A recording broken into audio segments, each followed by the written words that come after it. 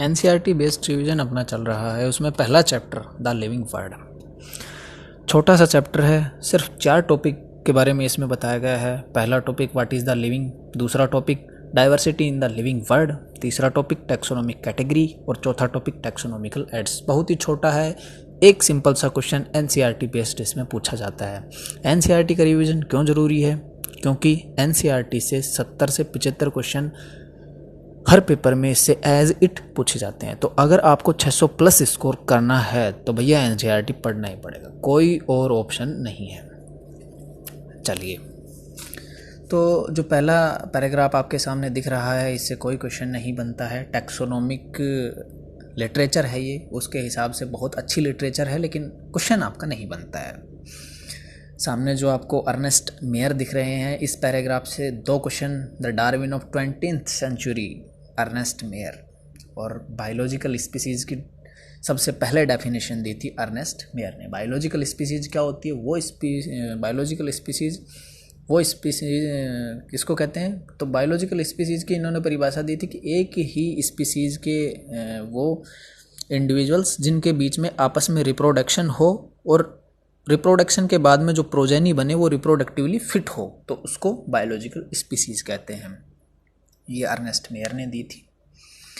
अब जो पहला टॉपिक है व्हाट इज़ द लिविंग, इसका इस पैराग्राफ में 2 हिसाब से डिफ़ाइन किया गया इसको, कि कुछ लोग ये कहेंगे कि लिविंग वो हैं जो ग्रोथ कर सकें, जिनके जो रिप्रोडक्शन की एबिलिटी हो, जिनमें इन्वायरमेंट को सेंस करने की एबिलिटी हो और सूटेबल इन्वायरमेंट के प्रति रेस्पॉन्स करने का जो करेक्टर हो, वो लिविंग होंगे। इसके अलावा कुछ दूसरे लोग होंगे जो metabolism, ability to self replication और सेल्फ ऑर्गेनाइजेशन जैसी जो शब्द हैं, इनको लिविंग में शामिल करेंगे। तो सबसे पहली जो प्रॉपर्टीज़ है वो बताई गई है ग्रोथ। अब ग्रोथ के 2 कैरेक्टरिस्टिक्स कौन से हैं? कि ग्रोथ या तो मास में हो सकती है या नंबर में हो सकती है। अब यहाँ पे उसकी भी बात करेंगे अपन। यहाँ पे बताया गया है कि कुछ मल्टीसेल्यूलर ऑर्गन्स जो होते हैं, मल्टीसेल्यूलर जो एनिमल्स जो होते हैं, उनमें सेल डिवीज़न होता है। सेल डिवीज़न के थ्रू वो सेल डिवीज़न जो होता है उनमें ये उनकी लाइफ के दौरान चलता रहता है। इनमें एक सर्टेन एज तक ही सेल डिवीज़न देखा जाता है। ऐसा नहीं है कि लाइफ के पूरे टाइम में उनमें सेल डिवीज़न होता है, एक सर्टेन टाइम में चलता है। कुछ यूनिवर्सेलुलर जो ऑर्गेनिज्म होते हैं उनमें भी सेल डिवीज़न देखा जाता है। सेल डिवीज़न को जब हम इन विट्रो कंडीशन में देखते हैं तो उनमें सेल डिवीज़न जो नंबर्स में इंक्रीजमेंट है वो आसानी से हमको दिखाई दे जाता है। इंक्रीजमेंट इन बॉडी मास, ये भी ग्रोथ का ही एक पार्ट है, ग्रोथ का ही एक हिस्सा है। लेकिन ग्रोथ नॉन लिविंग के द्वारा भी परफॉर्म की जाती है। जैसे यहाँ पे कुछ एग्जांपल्स एनसीईआरटी के हैं, माउंटेन्स हैं, बोल्डर्स है और सैंड माउंट्स हैं। लेकिन जो नॉन लिविंग थिंग्स हैं, नॉन लिविंग थिंग्स में ओनली एक्सटर्नल ग्रोथ होती है, लेकिन लिविंग बीइंग में इनर ग्रोथ होती है। ये अंतर है ग्रोथ का। लेकिन चूँकि ग्रोथ का एक्सेप्शन है, इसलिए ग्रोथ एक कैरेक्टरिस्टिक्स तो है, लेकिन ये एक डिफाइनिंग प्रॉपर्टीज़ नहीं हो सकती है। दूसरी हम बात करते हैं रिप्रोडक्शन की। ये रिप्रोडक्शन में यहाँ पे कुछ इम्पोर्टेंट क्वेश्चंस बनेंगे जो येलो मार्किंग के द्वारा मैंने समझाए हैं। देखो, जो ग्रीन अंडरलाइन है वो बहुत ही इंपॉर्टेंट है एग्ज़ाम के पॉइंट ऑफ व्यू से, और जो येलो अंडरलाइन है ये पिछले सालों में आए हुए क्वेश्चंस हैं। तो रिप्रोडक्शन की हम बात करते हैं। रिप्रोडक्शन जो लिविंग बीइंग का एक दूसरा कैरेक्टरिस्टिक्स है। लिविंग बीइंग में रिप्रोडक्शन का मतलब होता है प्रोजेनी प्रोड्यूस करना। तो इसमें सबसे पहला एग्जांपल फंगी का बताया गया है कि फंगी जो होती है ये मल्टीप्लाई करती है एसेक्सुअल स्पोर्स के द्वारा। तो फंगी में एसेक्सुअल स्पोर्स, ये क्वेश्चन यहाँ से पूछा हुआ है। यीस्ट और हाइड्रा है, इनमें बडिंग होती है। फंगी है, फिलामेंटस एल्गी है और प्रोटोनिमा ऑफ मास, इनमें फ्रेगमेंटेशन पाया जाता है। ये बहुत ही इंपॉर्टेंट क्वेश्चन है। देखिए, कुछ एसेलुलर जीवों के नाम यहाँ पे बताए गए हैं, बैक्टीरिया, एल्गी और अमीबा। इनमें रिप्रोडक्शन जो होता है ये ग्रोथ का सिनोनिम होता है, यानी इनमें एक ही बात होती है, ग्रोथ और रिप्रोडक्शन, यानी increase of number of cells. तो ये इनमें ग्रोथ होती है और ये इनमें रिप्रोडक्शन होता है। ठीक है, देखिए, सभी सजीवों का इम्पोर्टेंट कैरेक्टर है रिप्रोडक्शन। तो जिन जिन में रिप्रोडक्शन पाया जाएगा वो लिविंग बीइंग होंगे। लेकिन हाँ, ये बात सही है कि नॉन लिविंग जो होते हैं उनमें रिप्रोडक्शन नहीं पाया जाता, लेकिन कुछ ऐसे लिविंग भी हैं जिनमें रिप्रोडक्शन नहीं पाया जाता है, जैसे कि म्यूल्स हैं, स्टेराइल वर्कर बी है, इनफर्टाइल ह्यूमन कपल्स हैं। तो इन एक्सेप्शन के कारण से ये भी एक डिफाइनिंग प्रॉपर्टी नहीं है। कैरेक्टरिस्टिक्स तो है लेकिन एक डिफाइनिंग प्रॉपर्टी नहीं है। एक दूसरा जो कैरेक्टरिस्टिक्स जिसकी हम आगे बात करेंगे, बात करते हैं अब मेटाबॉलिज्म की। तो मेटाबॉलिज्म क्या है? देखिए, हमारे शरीर में बहुत सारी रिएक्शंस होती हैं। कुछ मॉलिक्यूल्स कुछ दूसरे मॉलिक्यूल्स में बदलते हैं। ये सारी जो घटनाएं हैं रिएक्शंस के थ्रू होती हैं। ये सारी जो रिएक्शंस हैं इनको एक साथ हम मेटाबॉलिज्म का नाम दे सकते हैं। तो मेटाबॉलिज्म जो है इसकी हम बात करते हैं कि ये अगर रिएक्शन की बात करें कि कोई मेटाबॉलिक रिएक्शंस है, ये मेटाबॉलिक रिएक्शंस हम बाहर किसी टेस्ट ट्यूब में परफॉर्म करवाएं तो ये ना तो लिविंग होगी और ना ही नॉन लिविंग होगी। वो एग्जांपल दे के पूछ सकता है कि ग्लूकोज है, ग्लूकोज 6 फॉस्फेट में बदलता है, तो बताइए ये रिएक्शन जो है ये इसको आप लिविंग कहेंगे या नॉन लिविंग कहेंगे? तो ये ना तो लिविंग है ना ही नॉन लिविंग है, ये एक लिविंग रिएक्शंस है, ओनली रिएक्शन मात्र है ये। ठीक है, तो यहाँ पे एक इम्पॉर्टेंट लाइन जो है ये ग्रीन से अंडरलाइन कर रखी है कि cellular organisation of the body is defining feature of life forms. जब सबसे पहले कोशिका बनी थी तो उसके बाहर बाउंड्री बनी थी, इसीलिए उसको सजीव कहा गया था। तो यहाँ पे वही लाइन है कि सेलुलर ऑर्गेनाइजेशन जो होता है इसको डिफाइनिंग प्रॉपर्टी हम कह सकते हैं। मेटाबॉलिज्म है, सेलुलर ऑर्गेनाइजेशन है, ये दोनों ही डिफाइनिंग प्रॉपर्टी यहाँ पे कहलाएंगी। अगली डिफाइनिंग प्रॉपर्टी बताएगी कि सेल्फ कॉन्शियसनेस।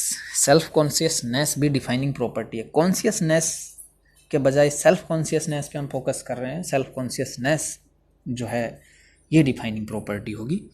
और इस पूरे पैराग्राफ में कुछ खास बातें नहीं बताई गई। यहाँ पे सिर्फ यही बताया गया है कि सेल, टिश्यू और ऑर्गन, सेल वाली प्रॉपर्टी टिश्यू में नहीं पाई जाएंगी और टिश्यू वाली प्रॉपर्टी सेल में नहीं पाई जाएंगी। पूरे पैराग्राफ में घुमा फिरा के बस यही बातें समझाई गई हैं, इसके अलावा कुछ नहीं है। तो चलिए अब बात करते हैं हम डाइवर्सिटी की।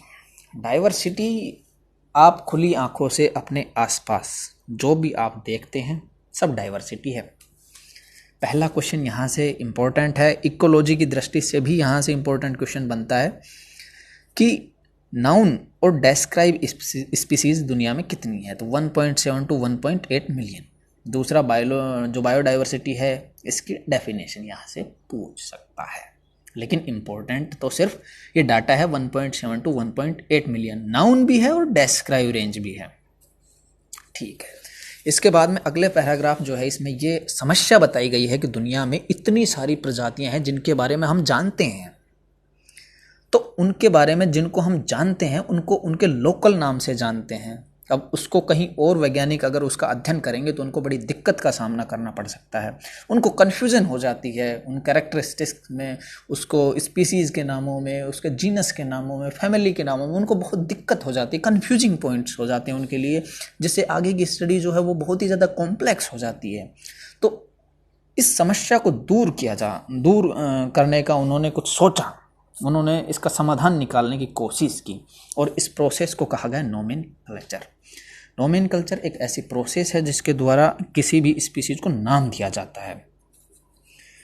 तो इसमें नेमिंग किया गया, और नेमिंग तभी उसका करेक्ट हो सकता है जब उसका आप आइडेंटिफिकेशन उसका करेक्ट करें, उसके बारे में डिस्क्राइब किया गया हो।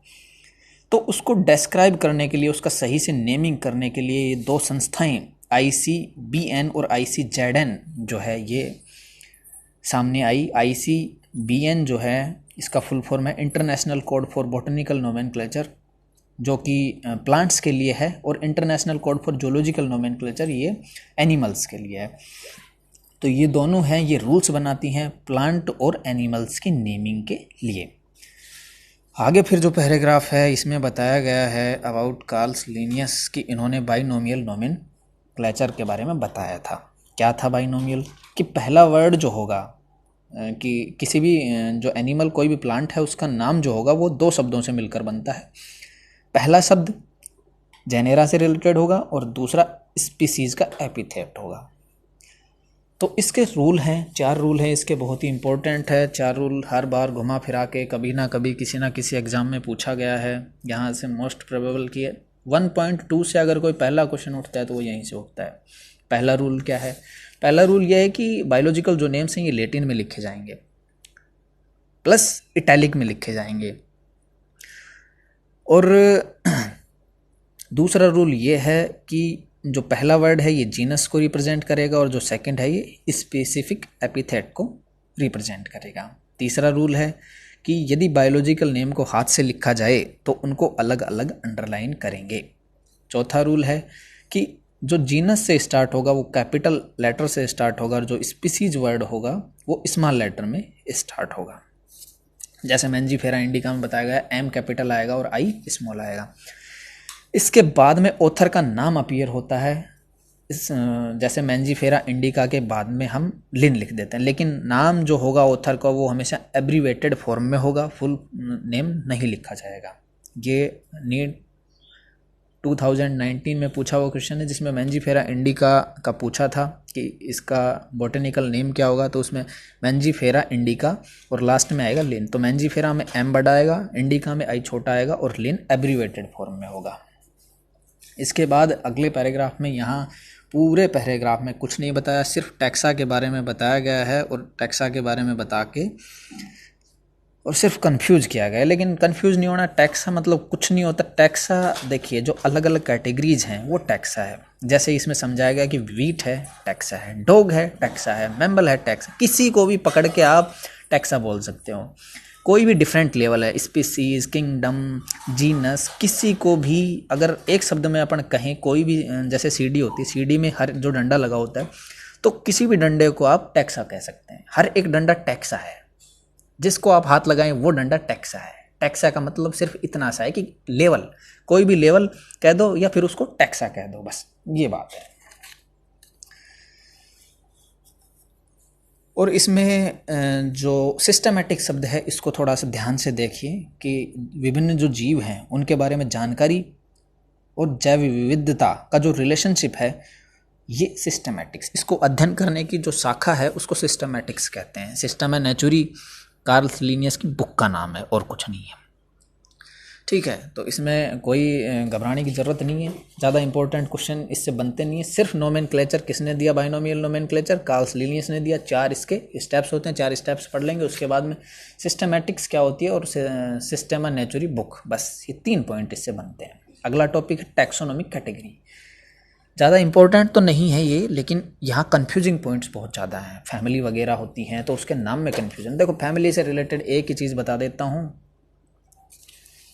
यहाँ पे एक टेबल भी दी हुई है, टेबल में भी फैमिली के नाम होंगे, ऑर्डर के नाम होंगे, क्लास जीनस होंगी, फाइलम होंगे। देखो जीनस आसानी से याद हो जाएंगे, क्लास भी, लेकिन सबसे ज़्यादा जो दिक्कत होगी वो फैमिली में होगी। फैमिली का शॉर्टकट बता देता हूँ कि जो एनिमल होंगे उनकी फैमिली के लास्ट में DAE आएगा।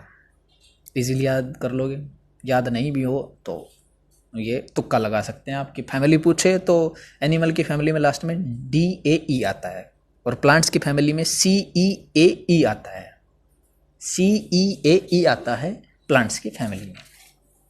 ठीक है सर, तो टॉपिक जो है टैक्सोनॉमिकल कैटेगरीज कुछ खास नहीं है, लेकिन यहाँ से कुछ सिंपल से कन्फ्यूजिंग पॉइंट हैं, उनको क्लियर कर लो तो ये बहुत ही इजी टॉपिक लगेगा। टैक्सोनॉमिकल कैटेगरीज में 3-4 टर्म्स हैं। Category, taxonomical category, taxonomical hierarchy और कॉमन टर्म है एक टैक्सोन। तो देखिए बात करते हैं कैटेगरी की। टैक्सोनॉमी में बहुत सारे स्टेप्स होते हैं, बहुत सारे स्टेप्स होते हैं टैक्सोनॉमी में, कोई एक सिंगल स्टेप नहीं होता है। तो ईच स्टेप को कैटेगरी कहते हैं। टैक्सोनॉमी में बहुत सारे स्टेप होते हैं और प्रत्येक स्टेप यहाँ एक कैटेगरी कहलाता है। ठीक है, अब टैक्सोनॉमिक कैटेगरी क्या है कि category is a part of taxonomic arrangement, so it is called taxonomic category. और ऑल कैटेगरी को यदि शामिल एक शब्द में कहें तो वो टैक्सोनॉमिक हायरार्की। फिर से देखिए, टैक्सोनॉमी जो है इसमें बहुत सारे स्टेप्स होते हैं और ईच स्टेप्स को कैटेगरी बोलते हैं। ईच स्टेप्स को क्या कहते हैं? कैटेगरी। टैक्सोनॉमिकल कैटेगरी क्या हुई कि कैटेगरी जो होती है ये टैक्सोनॉमिक अरेंजमेंट का एक पार्ट है, तो इसको क्या कहेंगे, टैक्सोनॉमिक कैटेगरी। और सभी कैटेगरी को मिला के कहा जाए तो ये टैक्सोनॉमिकल हायरार्की हो गई। अब यहाँ पे एक कॉमन टर्म टैक्सोन यूज किया जाता है। टैक्सोन क्या है, तो टैक्सोन कुछ नहीं है, कैटेगरी को ही टैक्सोन कहते हैं। ईच जो कैटेगरी है इसको टैक्सोन बोल सकते हैं, कॉमन टर्म टैक्सोन से रिफर कर सकते हैं। टैक्सोनॉमी क्या है, तो टैक्सोनॉमी जो है इसमें 4 स्टेप्स आते हैं, कैरेक्टराइजेशन, आइडेंटिफिकेशन, क्लासिफिकेशन और नोमेनकल्चर। यहाँ ध्यान दे लेंगे, ये चारों स्टेप्स पूछे जा सकते हैं, इनका ऑर्डर ध्यान रखेंगे। सबसे पहले कैरेक्टराइजेशन, उसके कैरेक्टर लिखेंगे, फिर उन कैरेक्टर के बेसिस पर उसको आइडेंटिफाई करेंगे। उसको आइडेंटिफाई करने के बाद उसको क्लासीफाई करेंगे कि कौन से ग्रुप से किस से ये रिलेटेड है, और क्लासीफाई करने के बाद में उसका नोमेनकल्चर हम करते हैं। ठीक है सर। तो टैक्सोनॉमिक कैटेगरीज में सबसे पहले आता है स्पीसीज। स्पीसीज़ के बारे में हम पढ़ेंगे। देखिए स्पीसीज़ की बहुत सारी परिभाषाएं हैं, मॉर्फोलॉजिकल, इकोलॉजिकल, बहुत सारे बेसिस पे इसकी परिभाषाएं दी गई हैं, लेकिन यहाँ सिर्फ कार्ल्स लिनियस की परिभाषा से काम चल जाएगा कि जो इंडिविजुअल्स जो होते हैं जिनमें फंडामेंटल सिमिलरिटीज़ हो वो एक स्पीसीज़ कहलाती है। यहाँ एग्जाम्पल दिया गया है मॉन्जीफेरा इंडिका का, साल्मोनेला ट्यूबरोसम का, पैंथेरोलियो का, इनका अलग अलग एग्जाम्पल दिया गया है। लेकिन स्पीसीज जो होती है कुछ नहीं होती, इसमें फंडामेंटल सिमिलरिटीज़ बहुत ही ज़्यादा होती हैं, बस ये बात है। इसमें एग्जाम्पल दिए गए हैं। पैंथेरा जो है इसमें 2 स्पेसिफिक एपिथेट्स आते हैं, ठीक है, जिसमें लियोपार्ड्स आता है, टाइगर्स आता है, लोइन आता है। सोलेनम जीनस बताया गया है, सोलेनम जीनस में नाइग्रम और बेलेंजेला 2 स्पीसीज आती हैं।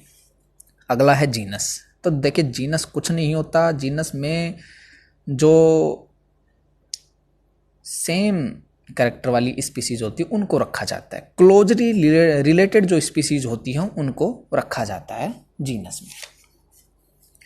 तो अब यहाँ पे जीनस की बात हम करेंगे तो जीनस में यहाँ पे पोटैटो और ब्रिंजल ये दोनों स्पीसीज जो हैं अलग अलग स्पीसीज हैं, लेकिन इनको सेम जीनस सोलेनम में रखा गया है।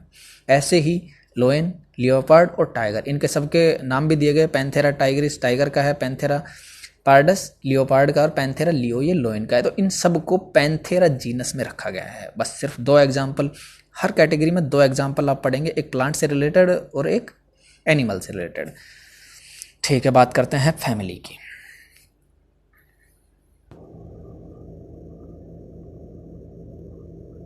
तो देखिए बात करते हैं फैमिली की। जो फैमिली है फैलिडी, उसमें फेलिस, कैट और पैंथेरा दोनों को शामिल किया गया है। और इसमें आगे बताया गया है कि फैलिडी में कैट आती है और कैनेडी में डॉग आता है, जो कि दोनों अलग अलग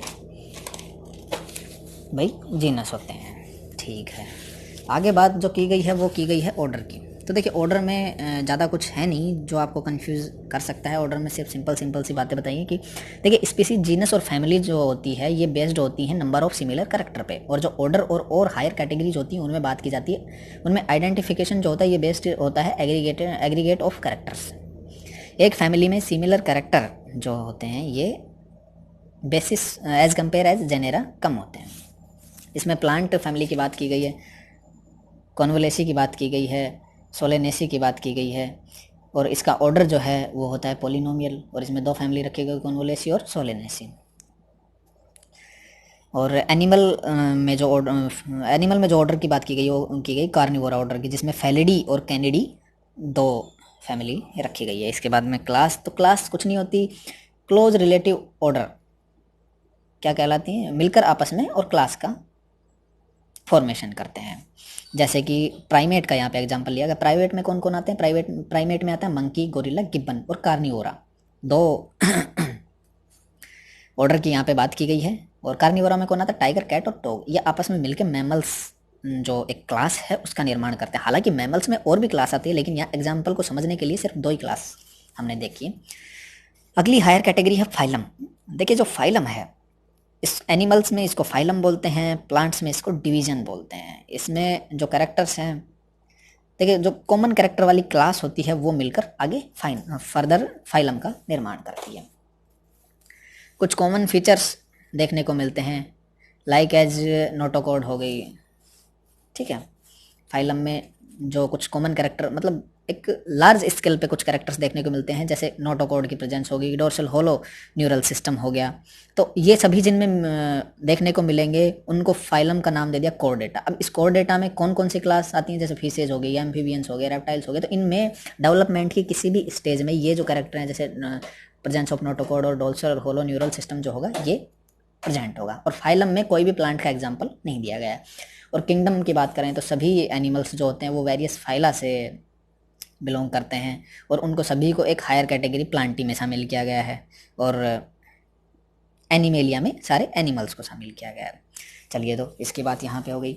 अब अगला जो चौथा इस चैप्टर का टॉपिक है वो है टैक्सोनॉमिकल एड्स। बहुत ही इंपॉर्टेंट है और यहाँ से क्वेश्चन पूछे जाते हैं। टैक्सोनॉमिकल एड्स का मीनिंग क्या होता है? देखिए, जो टैक्सोनॉमी में जो आइडेंटिफिकेशन, क्लासिफिकेशन और डोमेन के लिए जो यूजफुल सामान होता है उसको कहते हैं टैक्सोनॉमिकल एड्स। इसमें पहला है हर्बेरियम। हर्बेरियम के बारे में सिर्फ एक लाइन, 2 लाइन ही इंपॉर्टेंट है ज़्यादा। हर्बेरियम खुद बहुत ही ज़्यादा इंपॉर्टेंट है।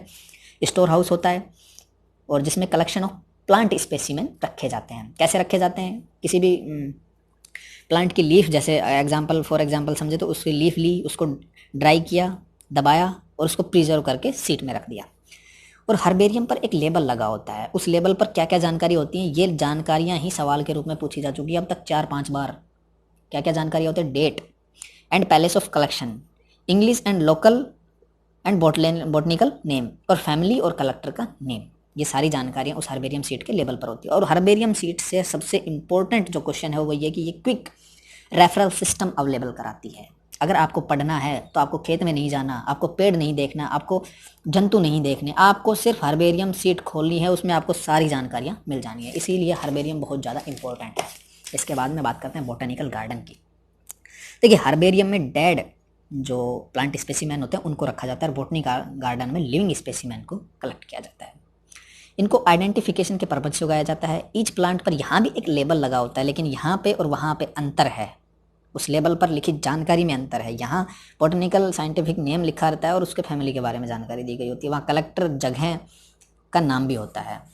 कुछ फेमस बॉटनिकल गार्डन के नाम बताए गए हैं जो पहले के ज़माने में कभी पूछे जाते थे। हालांकि अब इनसे काफ़ी सालों से क्वेश्चन नहीं आता, लेकिन एम्स में कुछ पूछे जाते हैं कि Q England, Indian botanical garden, Howrah national botanical research institute कहाँ, तो ये पूछे जाते हैं कि ये कहाँ पे हैं, तो लखनऊ, इंडिया, ये वगैरह, ये ध्यान में थोड़ा सा आप रखेंगे। अगला है म्यूज़ियम। म्यूज़ियम या जो होते हैं ये म्यूज़ियम या स्कूल या कॉलेज के द्वारा सेटअप किए जाते हैं। इनमें जो प्लांट्स या एनिमल स्पेसिमेन होते हैं उनको प्रिजर्व करके रखा जाता है और ये स्टडी और रेफरेंस के लिए रखे जाते हैं।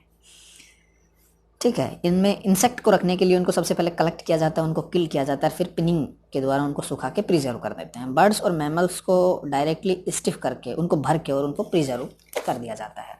जूलॉजिकल पार्क्स, इनमें जो वाइल्ड एनिमल होते हैं उनको ह्यूमन केयर में रखा जाता है। उनके फूड हैबिटेट और बिहेवियर के बारे में जानकारी प्राप्त करने के लिए। अगला टैक्सोनॉमिकल एड्स है की बहुत ही ज़्यादा इंपॉर्टेंट है, क्वेश्चन पूछा जाता है यहाँ से, इसलिए इसको आप ध्यान में देखेंगे। की जो है इसमें आइडेंटिफाई किया जाता है सिमिलरिटी और डिससिमिलरिटी के बेसिस पे। इसमें कॉन्ट्रास्टिंग कैरेक्टर्स होते हैं। कॉन्ट्रास्टिंग कैरेक्टर्स इसमें पेयर्स के रूप में होते हैं जिसको कपलेट बोला जाता है। कॉन्ट्रास्टिंग का मतलब होता है अपोजिट, और इनमें से 2 में से एक चूज करना होता है हमको ईच लेवल पे। तो यहाँ ईच स्टेटमेंट जो होता है उसको लीड कहते हैं। और की के बारे में इंपॉर्टेंट लाइन है कि की एनालिटिकल होती है नेचर में। अब यहाँ पे कुछ इंपॉर्टेंट डेफिनेशंस जो हैं ये आप याद में रखेंगे। फ्लोरा है, habitat and distribution of a given area, ये सब शब्द याद रखेंगे आपकी। फ्लोरा में habitat and distribution of given area है। Manuals providing information about identification of names of species found in a area. और मोनोग्राम है, मोनोग्राम में किसी एक टैक्सोन की जानकारी होती है। Thank you.